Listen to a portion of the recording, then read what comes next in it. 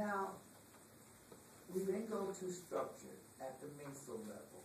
And here we're talking about organizational structure.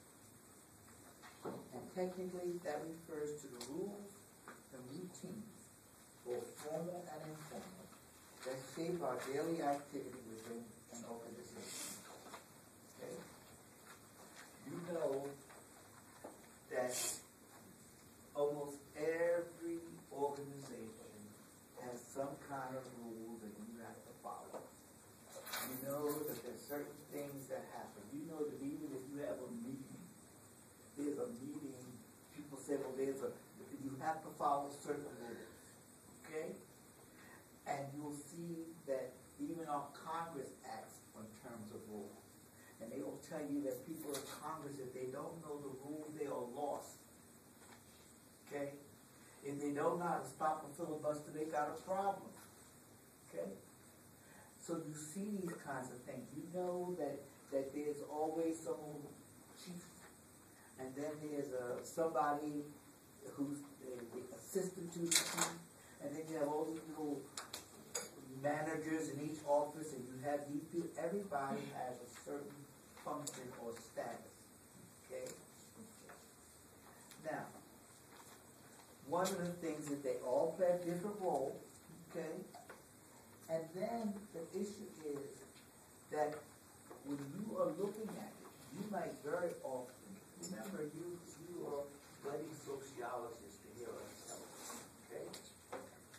And you decide you want to start looking at how this organization functions, because people are called in very often. Sociologists come in because an organization is having a problem, and they need the problem solved. Okay? So one of the things that a sociologist might look at is just something simple like, what is the chain of command and how does information flow? Okay? Now your book goes off and gives you some other examples. Okay? So once upon a time we had a spaceship that blew up on us. If that was the spaceship Columbia. Okay? Now, and it seems like the spaceship Columbia blew up, and after it blew up, I forget what was the reason for it. Okay. The Columbia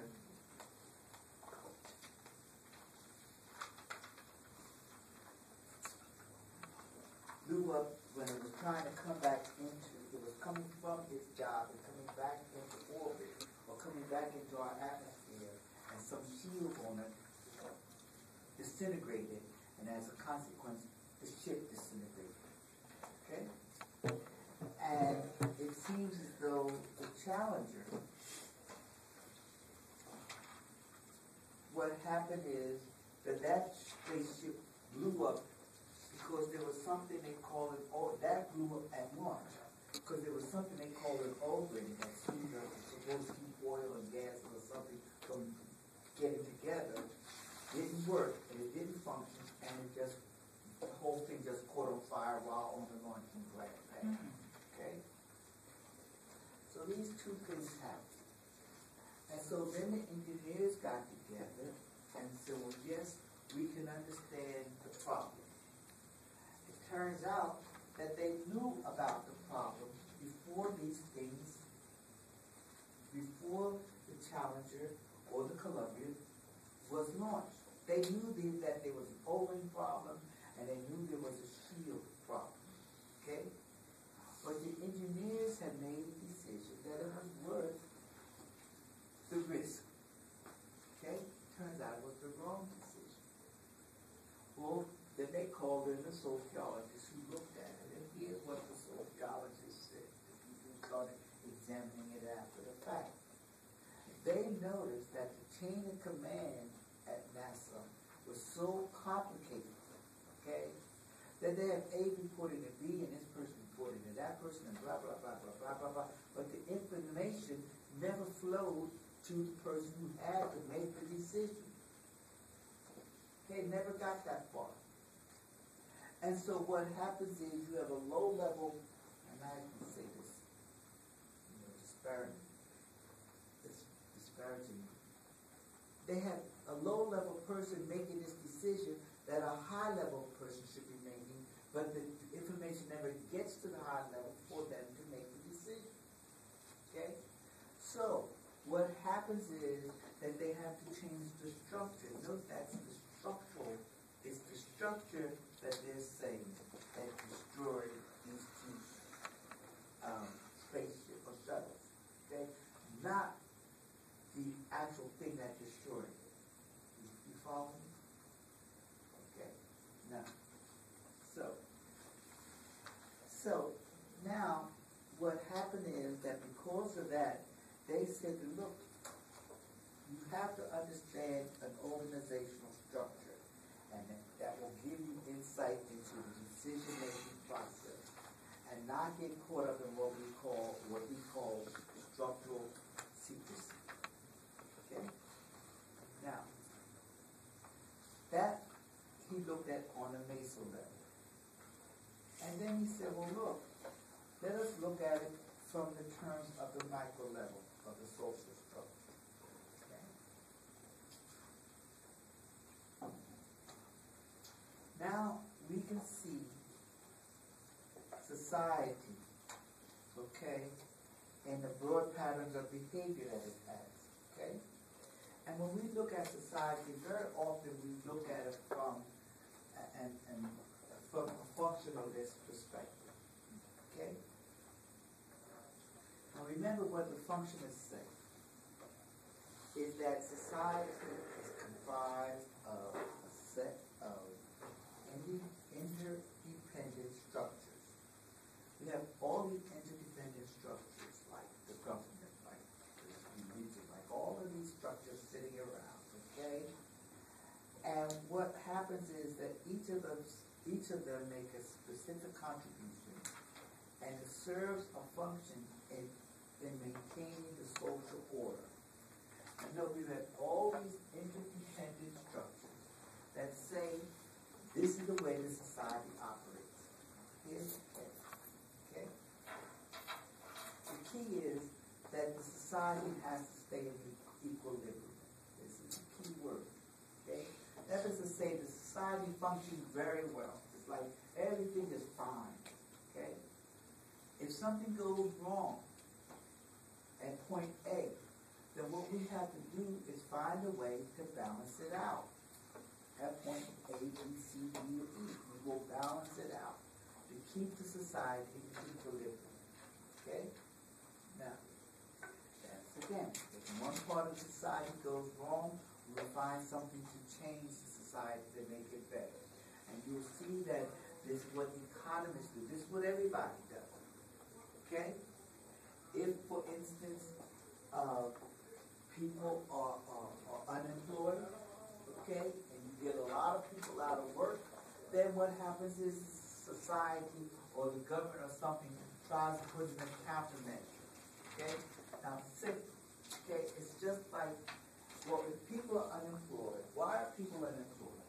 Because there are no jobs, right?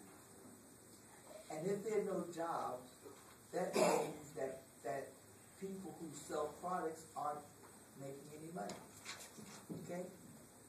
And so if they're not making any money, they lay off people. But if they're making money, they hire people. We agree with that? That seems very simple. So what could the government do to make sure that that these agencies have money, or that stores have money? Well, they can do one or two things. They can start purchasing things that will let the people say, well, we're selling so much, we need more people to help us. Or they can put more money in the hands of the population, like cut, as they say, cut taxes. You cut taxes, that means that I have more money, you have more money, and in theory, I'm going to spend it. And if I spend it, okay, then the employer says, well, look, all these people are spending money, let me hire some people because I can't keep up with all the people that are coming in to buy things. Okay? And that's what happens. Okay? Now, by the same token, it just the opposite happens. Like if there's inflation, and everything is going high, it's going high because we don't have enough goods sitting out here to handle the number of people who are buying the goods. So we have to do one of two things. Either we have to reduce the number of people who are buying goods, okay, or make more. And usually from a government standpoint, they say, well, look, we will reduce the number of people who are buying goods because one of the things we do is we'll stop buying. We will stop competing with the average person who wants to buy goods. That will should curb inflation a little bit. Now, by the second token, what we could do is start taxing the people more. Because if we take the money from them, then they can't buy the goods. Okay? Now notice that these are ways, all we're talking about is keeping an equilibrium. Alright?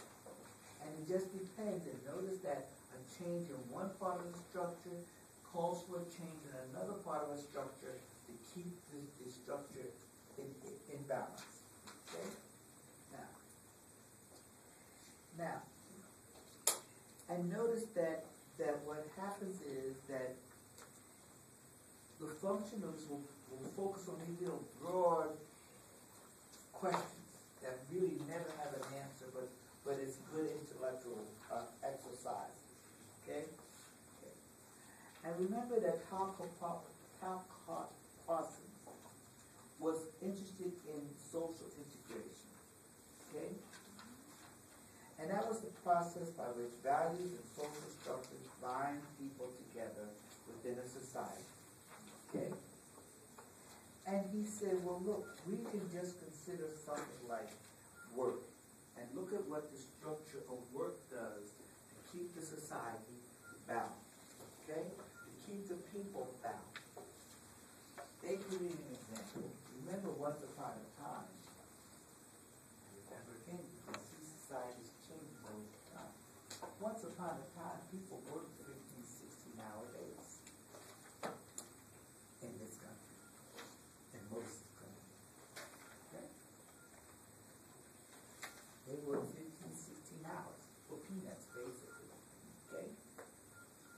Now, but over time, after unions and things get in, we were able, and with laws and things coming about, big government stepping down, okay, the workday changed to 8-hour day, 8-hour workday.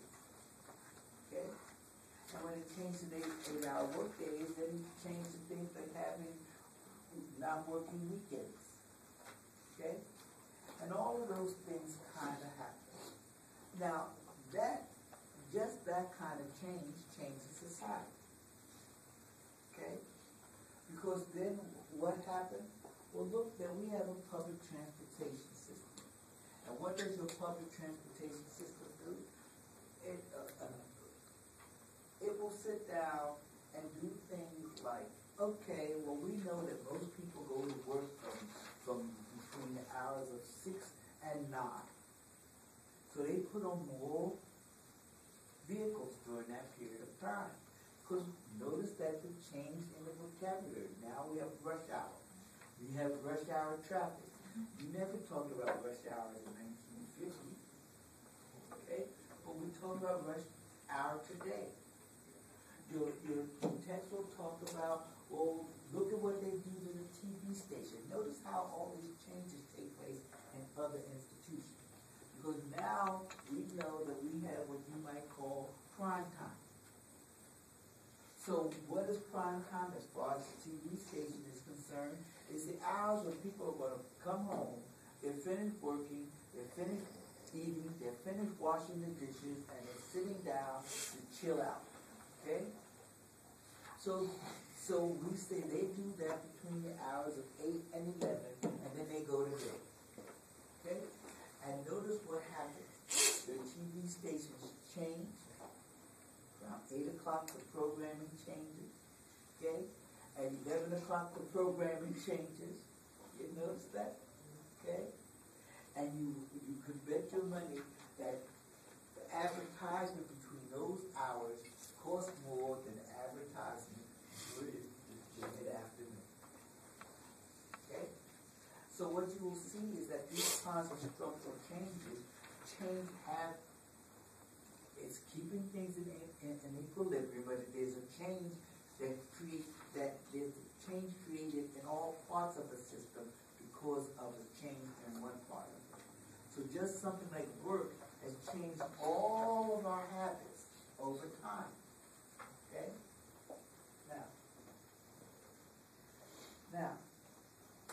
Now, your book goes on to say, well, look at what work does for people. Okay? Now, if you go to work every day, okay, what does that tell your family? Okay? What does it tell your children? Okay? Notice that the fact that you go to work every day tells your children, one, you have to be responsible. Two, you're expected to work in this society. Okay? You're expected to go out and take care of your family. Okay? And it gives the kids that message without your saying anything. You don't have to say anything. All they have to see is that you get up every morning at such and such a time, you get them ready, and you know that you have to go. They know you have to go out to work. Okay? Or in your case, say just going to school does that. Okay?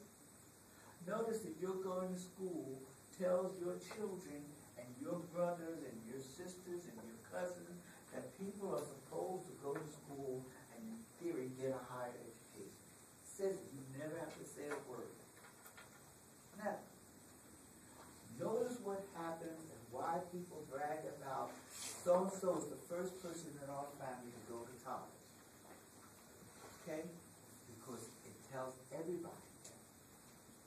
You don't sit around, if you're around college students, if your community is primarily of people who work and who have kids in college or who have gone to college, you never see them bragging about the fact that their kid is about to finish high school.